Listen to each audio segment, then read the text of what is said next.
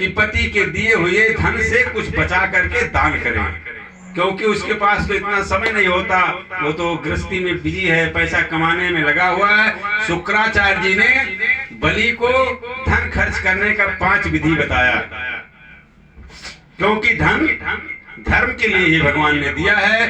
अगर अभी धन को धर्म के लिए नहीं खर्च करोगे तो अगली बार ठन ठन गोपाल रहोगे, कुछ मिलने वाला नहीं है। जो आपने दिया है वही इस समय आप भोग रहे हैं, जो आप करोगे वही आप भोगोगे। भगवान ने शरीर दे दिया है, इसके बाद कुछ नहीं देता, इसके बाद कुछ भी नहीं देता। रोज मंदिर में मत्था पटकते रहो, नहीं देगा। दे दिया, कह दिया कि मैंने ये मनुष्य शरीर दे दिया, चेतन शरीर दे दिया, इससे कमाओ, खाओ और हमें भी खिलाओ, और जो दान पुण्य करोगे अगली बार वही मिलेगा, जो कर रखा है वह मिल रहा है। बलि को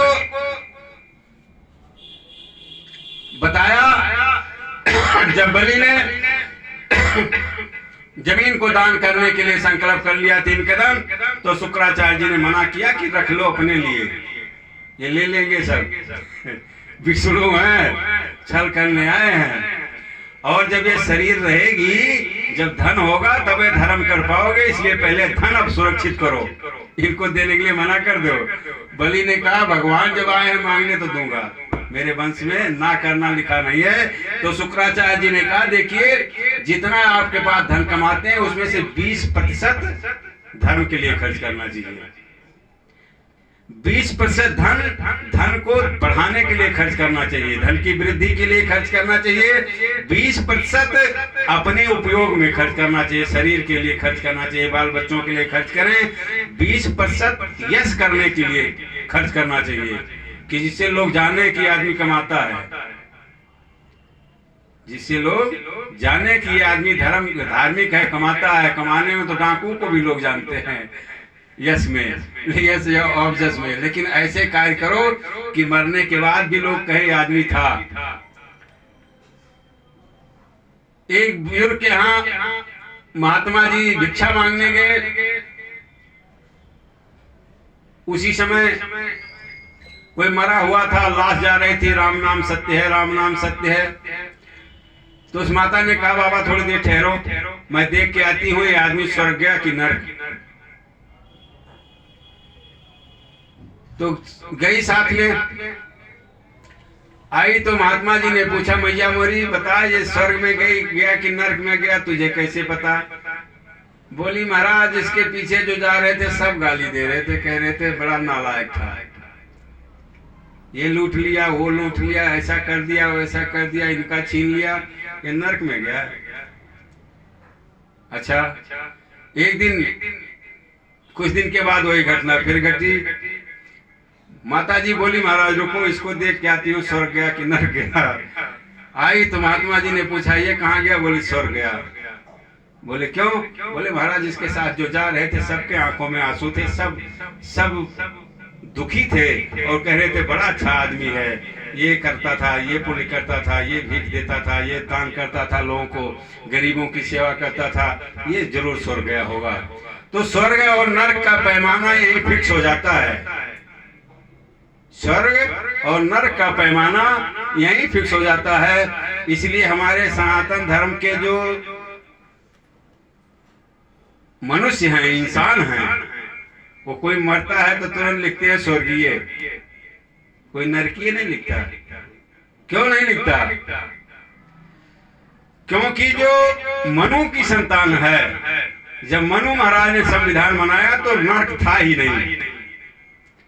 नरक तो तब बनाया गया जब आदमी बने, तब नरक तो तब बना जब आदमी बने, तब नरक बनाया गया। मनु की संतान नरक नहीं जाती, स्वर्ग ही जाती है। जो मनुष्य होगा वो नरक हो जाएगा। पहले मनुष्य तो बन के देखो, लेकिन जो आदमी है उनके लिए नरक बना हुआ है। आदम हव्वा की संतान जो है उनके लिए नरक बना हुआ है, मनुवादियों के लिए नरक नहीं है। इसीलिए लिखा जाता है स्वर्गीय, फला स्वर्गीय। हमें नरक से क्या लेना देना, हम तो मनुष्य हैं, आदमी थोड़ी हैं। आदमी नरक जाते हैं। इस तरीके से धन खर्च करने की 5 विधि बताया। भगवान के लिए मांगने से संत कहते हैं हमारा धर्म बढ़ता है। तीर्थ जाने से एक दूसरे का कुछ लेन देन होता है। कोई गठरिये उठा के लेके चला गया तो हम कभी लेके गए थे तब वो ले गया है, ये संतोष कर लो तो पिछला कर्ज खत्म हो जाएगा। धक्का लग जाने से पाप नष्ट हो जाता है, इसलिए तीर्थों में जाने का ध्यान है। आज अगर तीर्थों में जाके, सत्संग में जाके, कथा में जाके दान नहीं करेंगे तो अगले जन्म में ठन ठन गोपाल रहेंगे। सुदामा जी को ने कहा था कि मित्र के यहाँ ले जाने के लिए कुछ चाहिए। सुशीला गई, 4 घर से एक एक मुट्ठी चावल मिला। क्यों? सब ब्राह्मण थे, सब ठन ठन गोपाल थे, सब ब्राह्मण थे, सब ठन ठन गोपाल थे। अरे कोई थोड़ा सा ऊपर कोई नीचे, इतने फर्क था। तो एक एक मुट्ठी 4 घर से मिला चावल। संत कहते हैं यही है अर्थ, धर्म, काम और मोक्ष। 4 मुट्ठी चावल का 4 और ले आते 2-4, लेकिन ये 4 मुट्ठी चावल क्या है? अर्थ, धर्म, काम और मोक्ष। एक पुराने कपड़े को स्वच्छ कर करके सुशीला जी ने उसमें पोटली बांध करके सुदामा जी को चले दिए और सुदामा जी चल पड़े। सुदामा जी चल पड़े तो सुशीला ने कहा भगवान एक संदेशा मेरा कह देना, चावल जब देना तो एक संदेशा कह देना।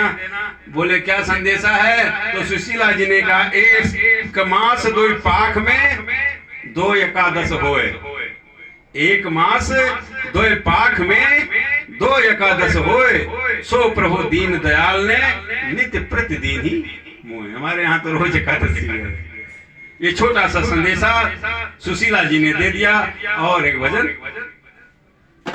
सुशीला जी से विदा होके सुदामा जी चल